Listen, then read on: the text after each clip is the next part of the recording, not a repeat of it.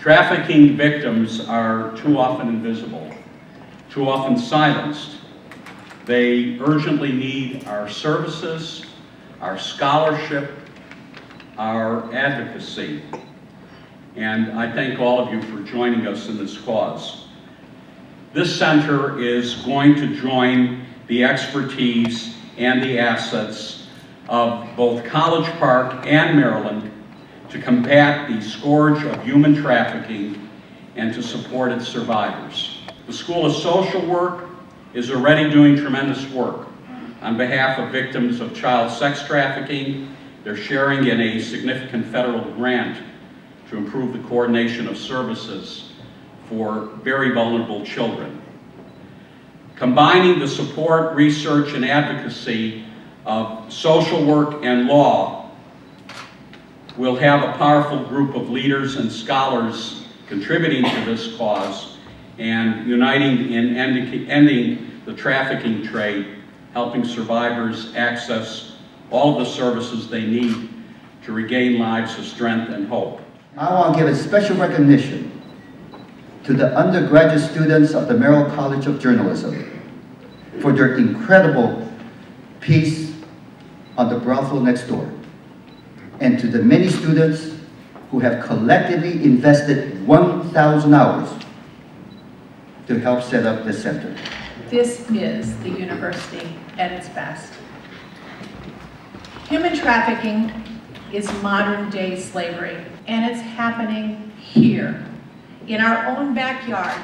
Let's listen to the voices of survivors as reflected in this Department of Justice video. There was no way I could reach out to anybody for help. We're scared. We're scared to run. We're scared to tell anybody what's going on. It was an incredibly violent situation. I felt like there was no way I could get out. A lot of the trafficking involves domestic servitude, hoteliers, restaurant owners, owners of massage parlors. It can be a trafficker who tells a woman, I want to be your boyfriend, I love you, and if you love me, you're going to go out and have sex for money. The victim can be male, female, transgendered, anyone. It happens to U.S. citizens so much more than people are aware. It is important to engage the community. Citizens in the community are the eyes and the ears. There has to be a support system within the community, psychological counseling, shelter, and vocational education so they can reintegrate, become a healthy individual. There's an intentional effort to get everyone together so we know how to share resources, we know how to work together, and to make sure at the end of the day, a victim becomes a survivor. A number of my cases right here in Prince George's County have followed a similar heartbreaking pattern. Typically, a vulnerable young Mexican or Central American woman is lured by traffickers with false promises of an education or a job in the United States.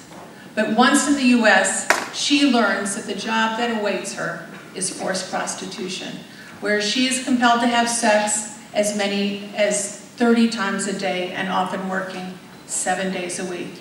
And then she is forced to hand over money paid to her to the trafficker and his ring. These women are beaten and forced to live in appalling conditions, and traffickers threaten harm to their children and their families back home if they should try to escape. Our center is designed to address this need by providing direct, comprehensive services to empower trafficking survivors to heal and reclaim their lives. And we are seeking to fill an underserved need in this immediate region. Through in-house services and collaborative partnerships, the center will provide social work and case management services, legal, medical, and mental health care, and economic empowerment services. To Dr. Lowe and Dr. Perman, thank you for your collaboration as part of empowering the state, and I can't think of a more important area to focus your expertise and efforts than ending this humane practice of human trafficking. So thank you for all your efforts. We know that we need to address this at a global level, and I'm proud to have worked with President Obama and on a bipartisan basis in Congress to try to make sure we have a strategy and resources to do it.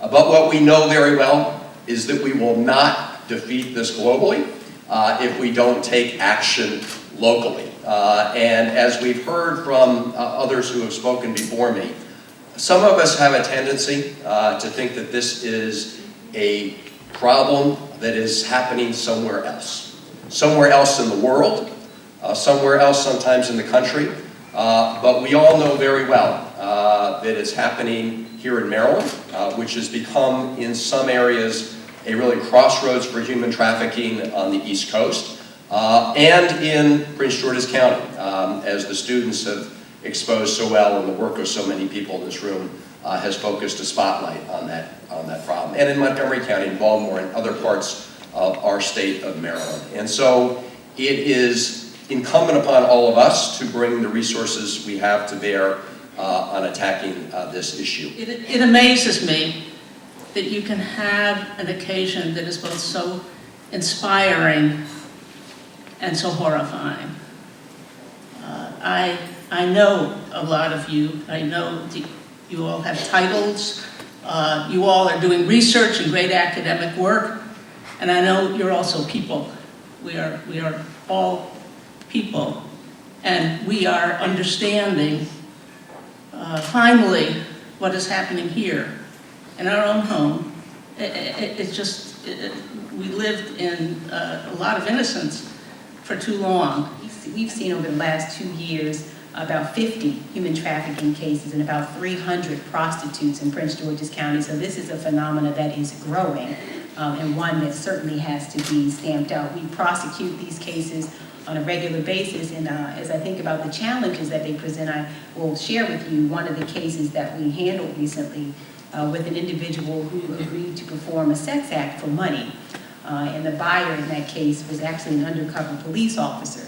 And during the incident, when we had an occasion to go into that hotel room, we learned that the defendant was there with a 15-year-old minor.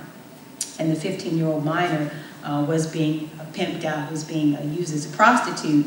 And we were able to secure a conviction for felony human trafficking. But the one challenge we had was trying to reunite that juvenile with her family. And what we find in many of these cases is that, just like the child in that case, many of these individuals have been disconnected from their families.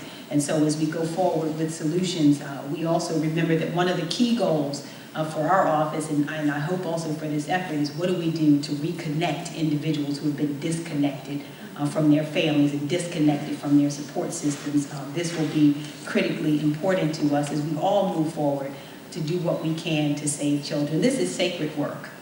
This truly is sacred work, investing in and protecting children, investing in and protecting humans. And so we are excited to be here with all of you all. To all of the stakeholders, we say thank you, thank you, thank you. So we've got to do a better job. And that's what this program's about. And that's why I'm so proud of it. Because it takes the expertise of the University of Maryland. The expertise you have in health, the expertise you have in law, the expertise you have in social work. Because it's all those disciplines. And this is one of the great research universities in the world. And you're going to use that talent to figure out how we can do a more effective job to end modern-day slavery, starting right here in Maryland. So that's why I'm so proud. And you are combining disciplines. You recognize that the individuals who are caught in this are victims. They're victims. And they need our help and services. We've got to provide the resources to deal with it. We need the research on how this is able to continue today, how we can have slavery today. And then you have to bring all the stakeholders together to figure out how to have an effective strategy to end modern-day slavery. That's what this program's about. That's why I'm so proud to be part of this. Now, count me in. Anything I can do to help, working with my colleagues at the national level, the state level, local level, count us in. Because we know what you do here will not only help those that are in our state of Maryland, but once again, Maryland will give us the information we need for our national policy, and one in which we will be able to continue to provide the international leadership to end trafficking in this world. Again, congratulations and thank you for including me.